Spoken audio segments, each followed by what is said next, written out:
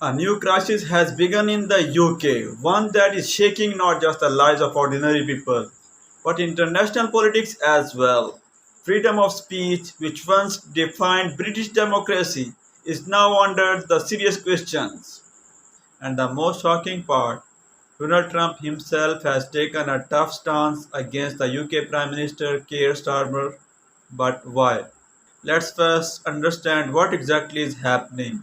Because of new laws and strict government actions, many journalists, activists, and even ordinary citizens in the UK are saying their voices are being silenced.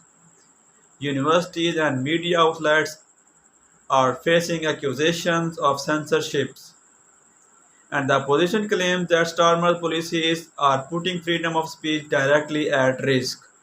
But this is no longer just a UK issue.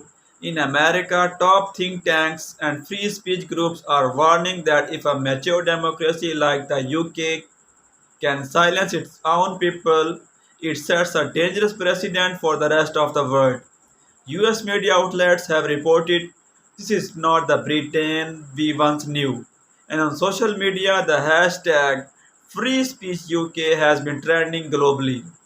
Part 3, Trump versus Starmer. Now, let's come to the most interesting part.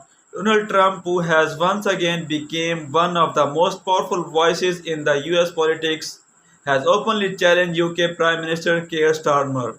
Trump said, Starmer is destroying the UK's legacy of free speech.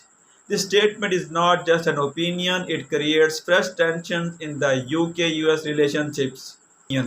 Experts argue that if the UK doesn't fix its free speech laws, it will not only raise serious questions about democracy but also damage international trust. Former British MPs and even American senators have directly called the Starmers to be held accountable.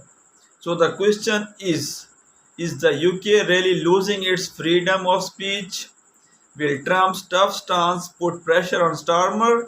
And most importantly, if even Britain, one of the world's oldest democracies, can silence voices, what does that mean for the future of other democracies around the world?